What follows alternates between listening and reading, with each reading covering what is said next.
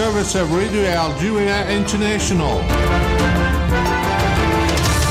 It's time for the news. The President of the Republic, Mr. Abdelmajid Tebboune, has received the Ambassador of the State of Palestine in Algiers, Faiz Abu Aita, who has hailed Algiers' efforts at the UN in support of Palestine's fully fledged UN membership. Algiers' permanent representative to the UN Ambassador Ammar bin Jama underlined the irreplaceable role of the United Nations Relief and Works Agency UNRWA in providing humanitarian assistance to Gaza. The senior coordinator for UN humanitarian aid and reconstruction for Gaza, Sigrid Kaag, has called for pilgrim reshift in the delivery of aid to meet the immense needs of the civilian population in the Gaza Strip. Hello and welcome on Radio Algeria International. I'm Jamal Salmani.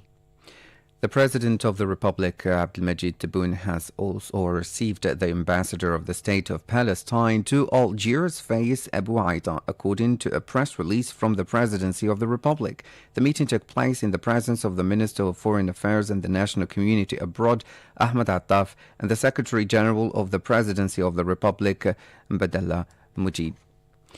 The Ambassador of the State of Palestine to Algiers, Faiz Abu Aita, has affirmed that Palestine will become a fully fledged UN member thanks to the keenness of Algeria, which stands by the Palestinian people resisting on their land. More details with Majid Mila. In a statement to the media at the end of his meeting with the President of the Republic, Abdelmajid Tebboune, Abu Aita indicated that he was carrying a letter to the President of the Republic from his brother, the Palestinian President, Mahmoud Abbas. I had the honor of meeting the President of the Republic, Abdelmajid Tebboune, to give him a letter from his counterpart and brother, the President Mahmoud Abbas. In this respect, we present our thanks, respect and recognition to the leading role played by Algeria on the political and diplomatic levels, notably the feat achieved at the UN Security Council with the vote of 12 countries to recognize the membership of Palestine following the draft resolution presented by Algeria despite the American veto. This situation demonstrated the unwavering support of many countries and broad adhesion to Algeria's draft resolution, which aims to bring justice and total recognition to the state of Palestine.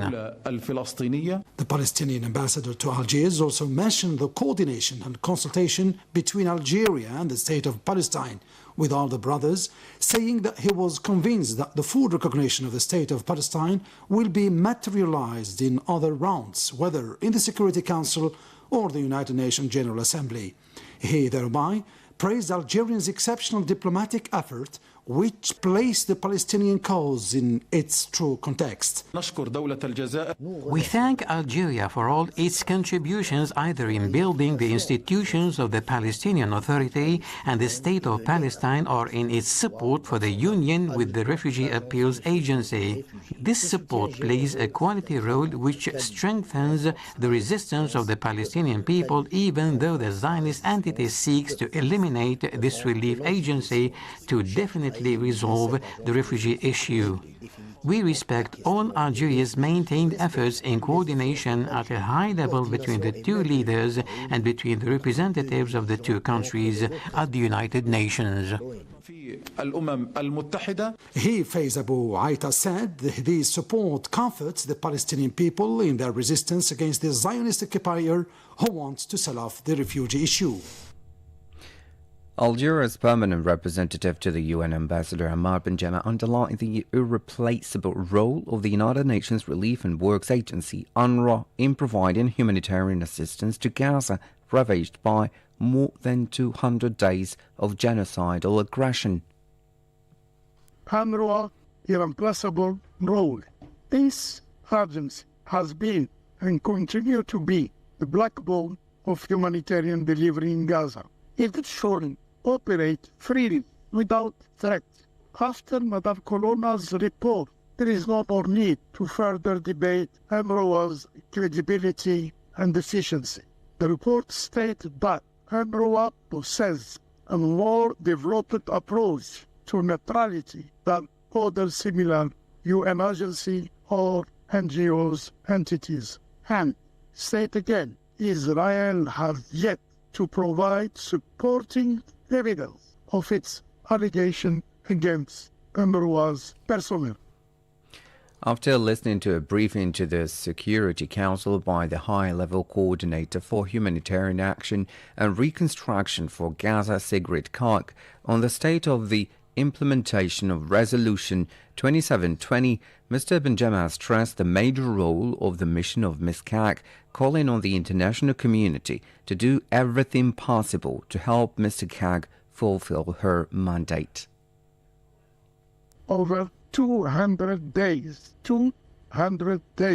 of ongoing aggression against Palestinian people in Gaza, and we are still discussing access to basic needs, basic human needs, such as access to food, water, and sanitation, let alone access to education, housing, and health, which has become a luxury for the entire population in Gaza.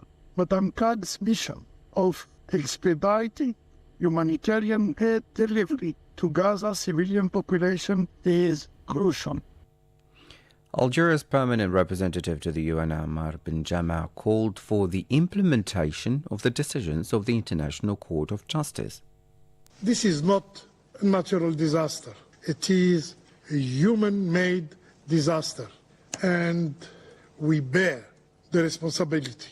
The international community must ensure implementation of ICG orders and Security Council resolutions. Failure is not an option. The occupying power that causes death and desperation wherever it goes cannot continue to dictate the rules.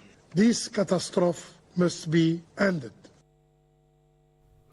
That was Algeria's permanent representative to the UN Ambassador Ammar Benjama.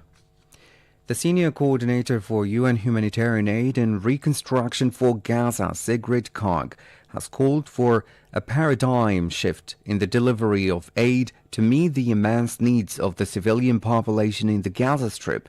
She said that a paradigm shift requires a further increase in the quality and quantity of assistance and distribution, irreversible measures to enable safe, secure, and unhindered delivery inside Gaza, and timely planning and preparations for early recovery and reconstruction, said Bouazi has more. Sigrid Kaag noted that effective humanitarian operations cannot be reduced to counting trucks. Humanitarian agencies must be able to deliver food, medicine, and many other supplies safely and through all routes and every possible crossing point inside and outside every part of the Gaza Strip. She insisted on the fact that land routes are essential. The maritime corridor is no substitute for land routes. For me, and for, I think you've heard everybody else say this too, it's about land, land, land. It's quicker, it's cost efficient, it's easier, and that was, of course, the situation before the 7th of October. So we need to continue to focus all efforts on the land routes.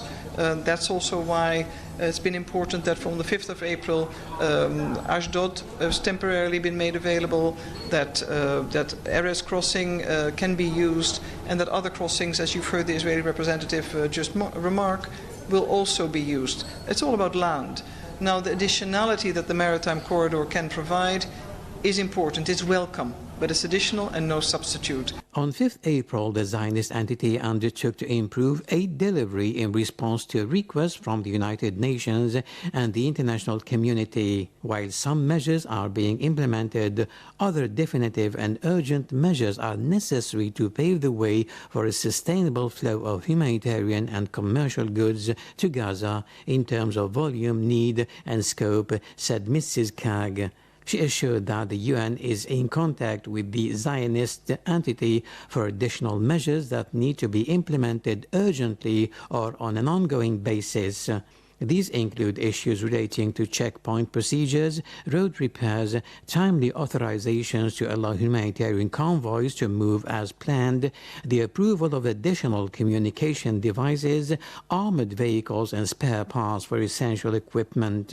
Mrs. Kaik said that all efforts are deployed to avert famine in the Gaza Strip. I think on your last point, our collective effort, of course, are to avert a famine.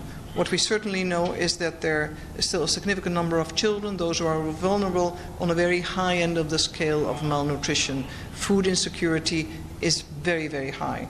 So what we need is not only the volume to go up, but we need predictability and we need sustainability. It needs to be a constant. It needs to be every day. People need to know that it is coming. But the importance of fresh produce, for instance, the importance of therapeutic feeding, the types of nutrients that pregnant women need, all that needs to be broadened and consolidated. She echoed the UN's deep concern at the prospect of a Zionist operation in Rafah. She warned that such an action would exacerbate an ongoing humanitarian disaster and the capacity for action of the World Organization would also be limited. The United Nations Relief and Works Agency for Palestine Refugees in the Near East, UNRWA, has announced an appeal for $1.2 billion to alleviate the severe humanitarian crisis in the besieged Gaza Strip and the increasingly unstable West Bank. The funding is intended to cover humanitarian efforts until the end of the year to support around 1.7 million people in the devastated Gaza Strip and more than 200,000 in the West Bank, including East al-Quds. Felipe Lazzarini, Commissioner General of UNRWA, underlined the seriousness of the situation. The scars of war are visible on a large scale in Gaza. Meanwhile, violence is increasing in the West Bank, he lamented. He said it is essential to support UNRWA in the delivery of vital humanitarian aid and development services in health, aid, and education. The last few months have shown that there is no replacement or alternative to UNRWA, Felipe Lazzarini said. Now, Arab League Secretary General Ahmed Abul Ghaith had said that the Zionist allegations against the United Nations Relief and Works Agency of UNRWA are unfounded, saying they are part of a systematic campaign to undermine the UN agency. His comments came after an external report on the agency's neutrality concluded that UNRWA had a number of procedures and mechanisms in place to ensure its neutrality. Following the Zionist allegations against UNRWA at the end of January, UN Secretary General Antonio Guterres asked an independent review team led by Catherine Colonna, a former French foreign minister, to investigate the agency's processes to ensure the neutrality of its work.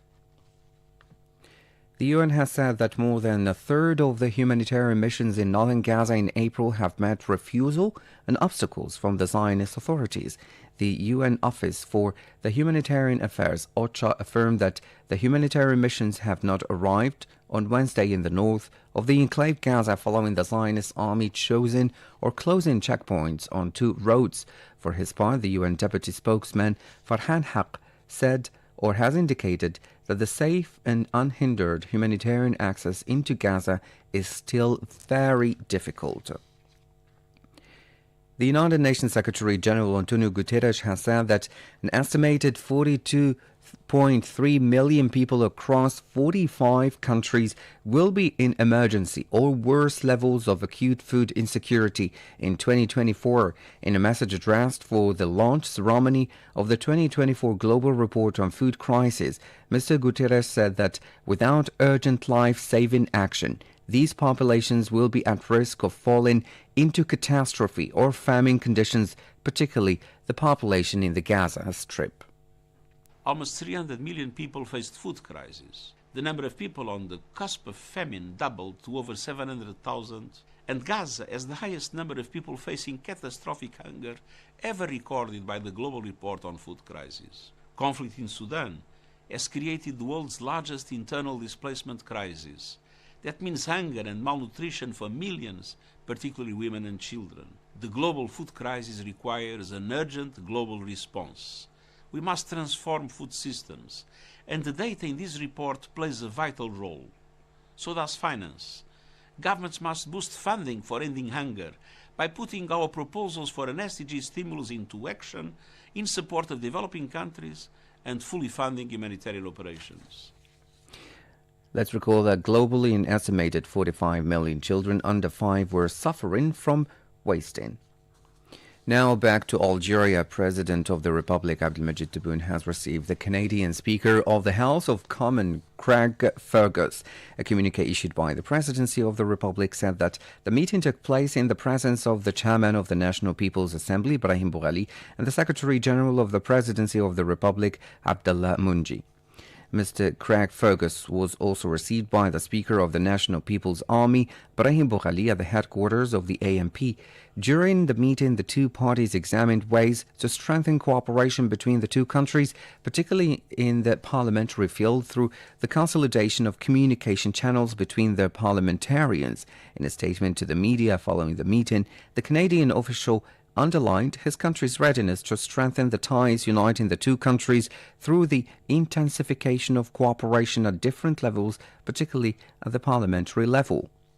After hailing the active contribution of the Algerian community in Canada to the development of the Canadian economy, Fergus affirmed that his visit to Algeria comes as a prelude to other future visits capable of opening new cooperation parliamentary prospects between the two countries. President Abdelmajid Tebboune has carried out a partial movement in the courts of walis or governors, according to a press release from the Presidency of the Republic. In this respect, the governor of Ouargla, Mustafa Agamir, has been transferred to the province of Bourj Baji Mokhtar. Now, Algeria, Tunisia and Libya have signed in Algiers an agreement to set up a consultation mechanism on the management of shared groundwater in the Northern Sahara. The agreement was signed by the Algerian Minister of Water Resources, Taha Derbel, and his Tunisian and Libyan counterparts. The details with Said Boughazi in this report. In a speech delivered on the occasion, Hydraulics Minister Taha Derbel said that the agreement opens a promising new page in terms of coordination and cooperation between our countries in a vital area that underpins any development process, namely water resources. He added that this document comes just 2 days after the tripartite summit between Algeria, Tunisia and Libya, which reflects a firm commitment to boosting the economies of the three countries and meeting the challenges posed by the current situation in our region. He said that the political will to lay the foundations for trilateral cooperation has been enshrined, adding that the document paves the way for renewed cooperation and coordination in other areas in the light of the opportunities and potential available. The Minister of Hydraulics also underlined that this agreement will enable the signatory countries to deepen their knowledge of their shared water resources in the Northern Sahara and to intensify the exchange of information in this context. For his part, the Tunisian Minister of Agriculture, Hydraulic Resources and Fisheries said that the agreement establishing a consultation mechanism on the management of shared groundwater in the Northern Sahara opens up great prospects for regional cooperation and helps to strengthen food and water security, enhance the national security of the signatory countries so that the Northern Sahara Basin remains a source of life and prosperity. As for the Libyan Deputy Minister of Water Resources, he said that the many challenges facing the region required closer cooperation and coordination between the three countries in a variety of fields, and this is what was achieved at the last meeting in Tunis.